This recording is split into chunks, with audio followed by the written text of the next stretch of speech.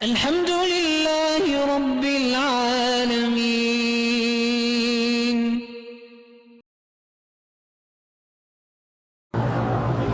ایک شخص مکے سے مدینے گیا، نکاح سے احرام باندھا، اس کے بعد راستے میں گاڑی میں احتلام ہو گیا، روم میں غسل کرنے کپڑے پہن لیا، 3 دن بعد مسجد ایسا سے عمرہ کیا۔ سبحان اللہ، ایسا بے وقوف آدمی پہلے مسئلہ پوچھ رہے تھے، احتلام ہو گیا تو کیا ہو گیا؟ غسل کر کے اپنے احرام باندھ کے عمرہ کرتا۔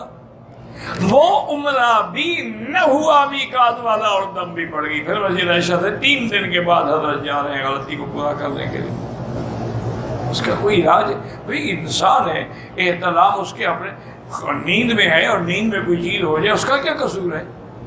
اٹھو، غسل کرو، کپڑے دھو کے اپنا عمرہ کرو۔ مقامی پاکستان کی مارکیٹ سے کھجوریں لے کے تقسیم کرنا، لوگوں کو نہ بتائیں۔ نہیں، بات یہ ہے کہ اگر وہ کھجوریں مکے مدینے کی ہیں تو بتاؤ کہ یہ مکے مدینے کی، لیکن لی میں نے پاکستان سے ہیں۔ آج کل پاکستان میں ایسی دکانیں موجود ہیں جہاں مکے مدینے کی کھجور بھی ملتی ہے، زمزم بھی ملتی ہے، ہر چیز ملتی ہے، لیکن اگر وہاں کی ہو تو پھر جھوٹ نہ بولو کہ یہ مدینے کی ہے۔ اچھا ہے کہ عمرہ کر کے پہلے جھوٹ شروع کر رہے ہو۔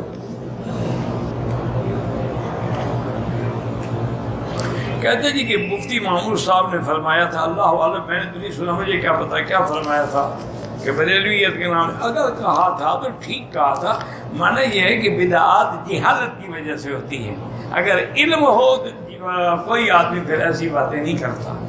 وہ بیچاروں کو علم نہیں ہوتا، وہ اسی میں لگے رہتے ہیں۔ اسی لیے کسی نے کہا تھا نا کہ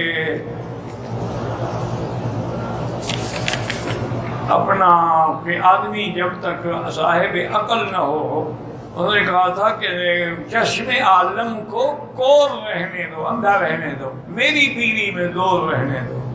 چونکہ جب آنکھیں کھل گئی تو پیر صاحب کی پیری تو ختم۔ اسی لیے آپ دیکھیں نا، جتنے جاہل علاقے ہیں نا وہ زیادہ مرید ہوتے ہیں۔ یہ جتنے پیر ہیں ان کا تو نے آپ کوئی عالم مرید دیکھا ہے؟ سوال ہی پیدا نہیں ہو سکتا۔ عالم اس کا مرید ہوگا جو صحیح معنی میں ولی اللہ ہو۔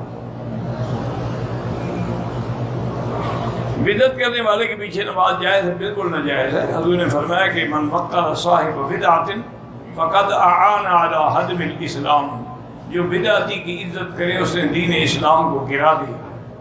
امام بنانے سے بڑی کیا عزت ہوگی کہ اس کو امام بناؤ۔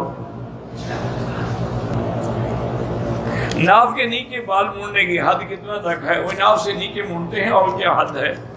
کوئی انچ تو نہیں لکھے ہوئے کسی کتاب میں کہ میں آپ کو بتاؤں، چونکہ ہر کسی کا فرق ہے نا، کسی کا بدن لمبا ہے، کسی کا چوڑا ہے، کسی کا چھوٹا ہے، تو کیسے فتویٰ دیا جائے جی 2 انچ تک؟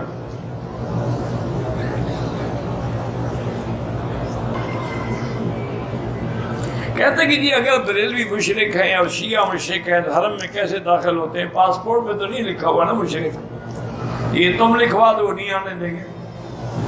باقی آج تک کوئی ایسی ایکس رے نہیں بنی جو بتائے کہ یہ مشرک ہے یا بدعتی ہے یا سنی ہے۔ یہ کوئی دلیل ہے؟ مکے میں ابو جہل بھی رہتا تھا، پھر کیا وہ بھی پاک ہو جائے گا؟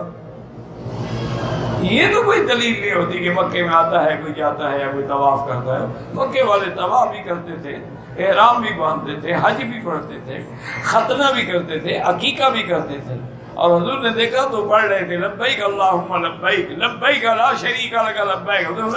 بس یہی تو میں کہتا ہوں۔ انہوں نے کہا نہیں الا شریکا تملکہ ما ملک، ہاں وہ جن کو تم نے اپنا شریک بنایا ہے نا تیرے پیارے، وہ بھی تیرے شریک ہیں۔ پرائمری سکول جس میں بچے اکٹھے پڑھتے، چھوٹے بچیوں کا تو کوئی فرق نہیں پڑتا، لیکن جب بچیاں بڑی ہوں تو ان کو اکٹھے نہیں پڑھانا چاہیے۔